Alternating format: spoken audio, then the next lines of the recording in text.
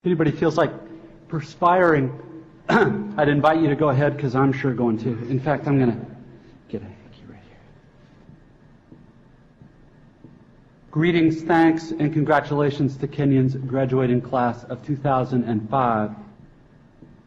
There are these two young fish swimming along, and they happen to meet an older fish swimming the other way, who nods at them and says, "Morning, boys, how's the water?" And the two young fish swim on for a bit, and then eventually one of them looks over at the other and goes, "What the hell is water?" This is a standard requirement of U.S. commencement speeches, the deployment of didactic little parable-ish stories. The story thing turns out to be one of the better, less bullshitty conventions of the genre. But if you're worried that I plan to present myself here as the wise older fish explaining what water is to you younger fish, please don't be. I am not the wise old fish. The point of the fish story is merely that the most obvious, important realities are often the ones that are hardest to see and talk about.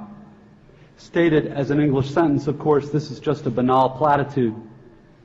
But the fact is that in the day-to-day trenches of adult existence, banal platitudes can have a life or death importance. Or so I wish to suggest to you on this dry and lovely morning. Of course, the main requirement of speeches like this is that I'm supposed to talk about your liberal arts education's meaning, to try to explain why the degree you're about to receive has actual human value instead of just a material payoff. So let's talk about the single most pervasive cliche in the commencement speech genre, which is that a liberal arts education is not so much about filling you up with knowledge as it is about, quote, teaching you how to think. If you're like me as a student, you've never liked hearing this, and you tend to feel a bit insulted by the claim that you've needed anybody to teach you how to think, since the fact that you even got admitted to a college this good seems like proof that you already know how to think. But I'm going to posit to you that the liberal arts cliche turns out not to be insulting at all, because the really significant education in thinking that we're supposed to get in a place like this isn't really about the capacity to think, but rather about the choice of what to think about. If your total freedom of choice regarding what to think about seems too obvious to waste time discussing, I'd ask you to think about fish and water and to bracket for just a few minutes your skepticism about the value of the totally obvious. Here's another didactic little story. There are these two guys sitting together in a bar in the remote Alaskan wilderness. One of the guys is religious, the other's an atheist, and the two are arguing about the existence of God with that special intensity that comes after about the fourth beer. And the atheist says, "Look, it's not like I don't have actual reasons for not believing in God. It's not like I haven't ever experimented with the whole God and prayer thing. Just last month I got caught away from camp in that terrible blizzard, and I was totally lost, and I couldn't see a thing, and it was 50 below. And so I tried it. I fell to my knees in the snow and cried out, 'Oh God, if there is a God, I'm lost in this blizzard and I'm going to die if you don't help me.' And now, in the bar, the religious guy looks at the atheist all puzzled. 'Well, then you must believe now,' he says. 'After all, here you are, alive.' The atheist just rolls his eyes. 'No, man, all that was a couple Eskimos happened to come wandering by and they showed me the way back to camp.' It's easy to run this story through a kind of standard liberal arts analysis. The exact same experience can mean two totally different things to two different people, given those people's two different belief templates and two different ways of constructing meaning from experience. Because we prize tolerance and diversity of belief, nowhere in our liberal arts analysis do we want to claim that one guy's interpretation is true and the other guy's is false or bad. Which is fine, except we also never end up talking about just where these individual templates and beliefs come from, meaning where they come from inside the two guys. As if a person's most basic orientation toward the world and the meaning of his experience were somehow just hardwired, like height or shoe size, or automatically absorbed from the culture, like language. As if how we construct meaning were not actually a matter of personal, intentional choice.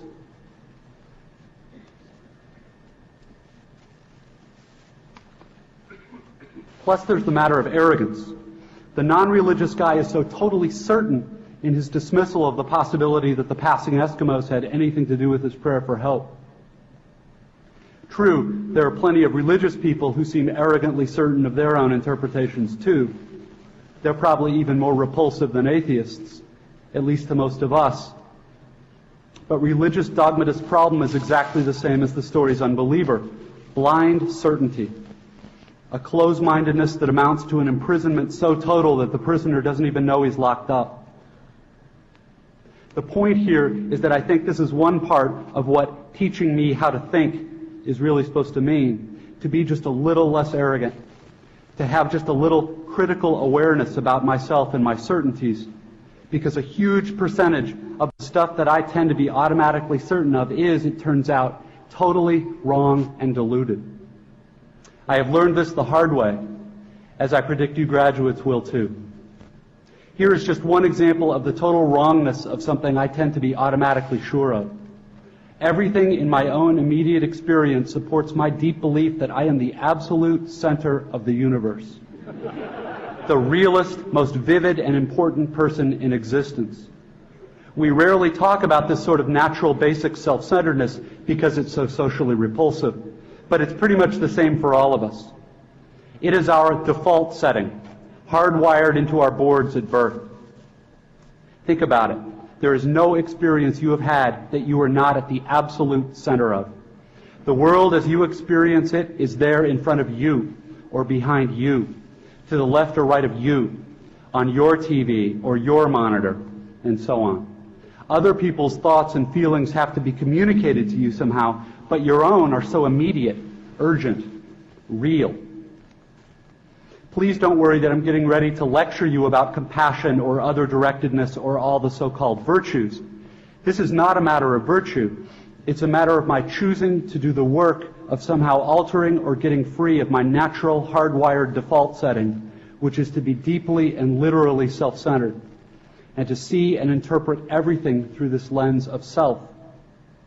People who can adjust their natural default setting this way are often described as being well adjusted, which I suggest to you is not an accidental term. Given the triumphant academic setting here, an obvious question is how much of this work of adjusting our default setting involves actual knowledge or intellect. This question gets very tricky. Probably the most dangerous thing about an academic education, at least in my own case, is that it enables my tendency to over-intellectualize stuff, to get lost in abstract arguments inside my head instead of simply paying attention to what's going on right in front of me, paying attention to what is going on inside me. As I'm sure you guys know by now, it is extremely difficult to stay alert and attentive instead of getting hypnotized by the constant monologue inside your own head. Maybe happening right now. 20 years after my own graduation, I have come gradually to understand that the liberal arts cliche about teaching you how to think is actually shorthand for a much deeper, more serious idea. Learning how to think really means learning how to exercise some control over how and what you think. It means being conscious and aware enough to choose what you pay attention to and to choose how you construct meaning from experience. Because if you cannot exercise this kind of choice in adult life, you will be totally hosed. Think of the old cliche about, quote, the mind being an excellent servant but a terrible master. This, like many cliches, so lame and unexciting on the surface, actually expresses a great and terrible truth. It is not the least bit coincidental that adults who commit suicide with firearms almost always shoot themselves in the head. They shoot the terrible master. And the truth is that most of these suicides are actually dead long before they pull the trigger. And I submit that this is what the real, no bullshit value of your liberal arts education is supposed to be about. How to keep from going through your comfortable, prosperous, respectable adult life dead, unconscious, a slave to your head and to your natural default setting of being uniquely, completely, imperially alone, day in and day out. That may sound like hyperbole or abstract nonsense. Let's get concrete. The plain fact is that you graduating seniors do not yet have any clue what day in, day out really means. There happen to be whole, large parts of adult American life that nobody talks about in commencement speeches. One such part involves boredom, routine, and petty frustration. The parents and older folks here will know all too well what I'm talking about. By way of example, let's say it's an average adult day and you get up in the morning, go to your challenging white-collar college graduate job, and you work hard for 8 or 10 hours, and at the end of the day you're tired and somewhat stressed, and all you want is to go home and have a good supper and maybe unwind for an hour and then hit the sack early, because of course you have to get up the next day and do it all again. But then you remember there's no food at home. You haven't had time to shop this week because of your challenging job. And so now, after work, you have to get in your car and drive to the supermarket. It's the end of a work day, and the traffic is apt to be very bad. So getting to the store takes way longer than it should. And when you finally get there, the supermarket is very crowded, because of course it's the time of day when all the other people with jobs also try to squeeze in some grocery shopping. And the store is hideously fluorescently lit and infused with soul-killing Muzak or corporate pop. And it's pretty much the last place you want to be. But you can't just get in and quickly out. You have to wander all over the huge, overlit store's confusing aisles to find the stuff you want. And you have to maneuver your junky cart through all these other tired, hurried people with carts, et cetera, cutting stuff out because it's a long ceremony. And eventually, you get all your supper supplies, except now it turns out there aren't enough checkout lanes open, even though it's the end of the day rush. So the checkout line is incredibly long, which is stupid and infuriating. But you can't take your frustration out on the frantic lady working the register, who is overworked at a job whose daily tedium and meaninglessness surpasses the imagination of any of us here at a prestigious college. But anyway, you finally get to the checkout line's front, and you pay for your food and get told to have a nice day in a voice that is the absolute voice of death. And then you have to take your creepy, flimsy plastic bags of groceries in your cart with the one crazy wheel that pulls maddeningly to the left, all the way out through the crowded, bumpy, littery parking lot. And then you have to drive all the way home through slow, heavy, SUV-intensive rush hour traffic, et cetera. Everyone here has done this, of course, but it hasn't yet been part of you graduates' actual life routine, day after week, after month, after year. But it will be. And many more dreary, annoying, seemingly meaningless routines besides.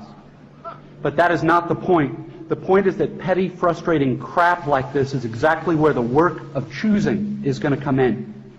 Because the traffic jams and crowded aisles and long checkout lines give me time to think.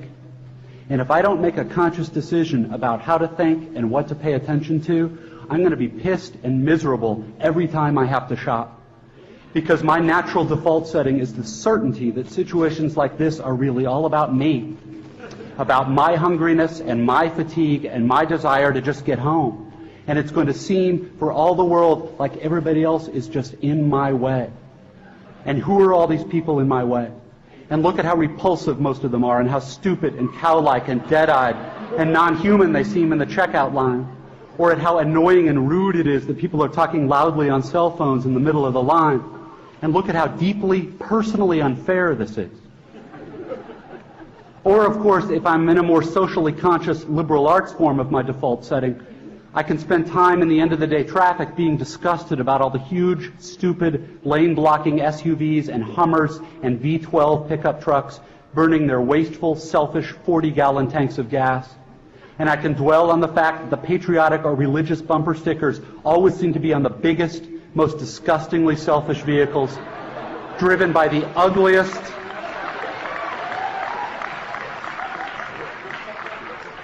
this is an example of how not to think.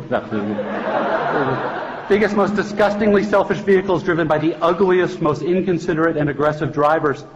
And I can think about how our children's children will despise us for wasting all the future's fuel and probably screwing up the climate, and how spoiled and stupid and selfish and disgusting we all are, and how modern consumer society just sucks, and so on and so forth. You get the idea. If I choose to think this way in the store and on the freeway, fine. Lots of us do. Except thinking this way tends to be so easy and automatic that it doesn't have to be a choice. It is my natural default setting.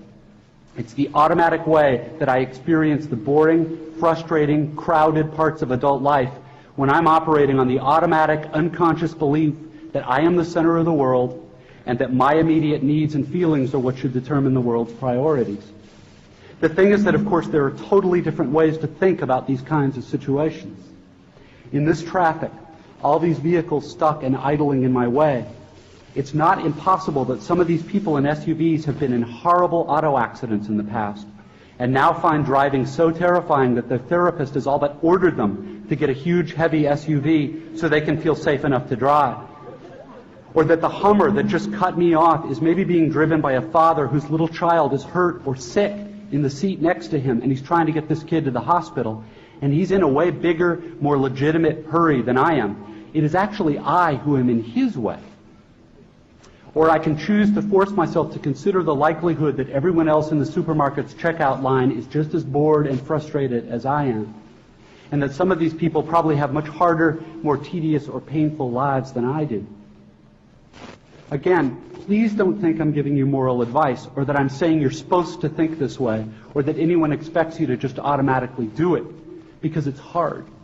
It takes will and effort, and if you are like me, some days you won't be able to do it, or you just flat out won't want to. But most days, if you're aware enough to give yourself a choice, you can choose to look differently at this fat, dead-eyed, over-made-up lady who just screamed at her kid in the checkout line. Maybe she's not usually like this. Maybe she's been up 3 straight nights holding the hand of her husband who's dying of bone cancer. Or maybe this very lady is the low-wage clerk at the motor vehicles department who just yesterday helped your spouse resolve a horrific, infuriating red tape problem through some small act of bureaucratic kindness. Of course, none of this is likely, but it's also not impossible. It just depends what you want to consider. If you're automatically sure that you know what reality is and who and what is really important, if you want to operate on your default setting, then you, like me, probably won't consider possibilities that aren't annoying and miserable. But if you've really learned how to think, how to pay attention, then you will know you have other options. It will actually be within your power to experience a crowded, hot, slow, consumer hell-type situation as not only meaningful, but sacred, on fire with the same force that lit the stars. Love, fellowship, the mystical oneness of all things deep down. Not that that mystical stuff's necessarily true. The only thing that's capital T true is that you get to decide how you're going to try to see it. This, I submit, is the freedom of real education, of learning how to be well-adjusted. You get to consciously decide what has meaning and what doesn't. You get to decide what to worship. Because here's something else that's weird but true. In the day-to-day trenches of adult life, there is actually no such thing as atheism. There is no such thing as not worshiping. Everybody worships. The only choice we get is what to worship. And a compelling reason for maybe choosing some sort of God or spiritual type thing to worship, be it JC or Allah, be it Yahweh or the Wiccan Mother Goddess or the Four Noble Truths or some inviolable set of ethical principles, is that pretty much anything else you worship will eat you alive. If you worship money and things, if they are where you tap real meaning in life, then you will never have enough. Never feel you have enough. It's the truth. Worship your own body and beauty and sexual allure, and you will always feel ugly. And when time and age start showing, you will die 1,000,000 deaths before they finally plant you. On one level, we all know this stuff already. It's been codified as myths, proverbs, cliches, epigrams, parables, the skeleton of every great story. The whole trick is keeping the truth up front in daily consciousness. Worship power, you will end up feeling weak and afraid, and you will need ever more power over others to numb you to your own fear. Worship your intellect, being seen as smart, you will end up feeling stupid, a fraud, always on the verge of being found out. Look, the insidious thing about these forms of worship is not that they're evil or sinful. It is that they are unconscious. They are default settings. They're the kind of worship you just gradually slip into day after day, getting more and more selective about what you see and how you measure value without ever being fully aware that that's what you're doing. And the so-called real world will not discourage you from operating on your default settings. because the so-called real world of men and money and power hums merrily along on the fuel of fear and anger and frustration and craving and the worship of self. Our own present culture has harnessed these forces in ways that have yielded extraordinary wealth and comfort and personal freedom. The freedom all to be lords of our own tiny skull-sized kingdoms, alone at the center of all creation. This kind of freedom has much to recommend it. But of course there are all different kinds of freedom, and the kind that is most precious you will not hear much talked about much in the great outside world of wanting and achieving and displaying. The really important kind of freedom involves attention and awareness and discipline and being able truly to care about other people and to sacrifice for them over and over in myriad petty little unsexy ways every day. That is real freedom. That is being educated and understanding how to think. The alternative is unconsciousness, the default setting, the rat race, the constant gnawing sense of having had and lost some infinite thing. I know that this stuff probably doesn't sound fun and breezy or grandly inspirational the way a commencement speech is supposed to sound. What it is, as far as I can see, is the capital T truth with a whole lot of rhetorical niceties stripped away.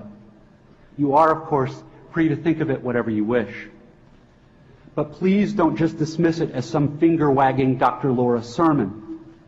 None of this stuff is really about morality or religion or dogma or big fancy questions of life after death. The capital T truth is about life before death. It is about the real value of a real education, which has almost nothing to do with knowledge and everything to do with simple awareness.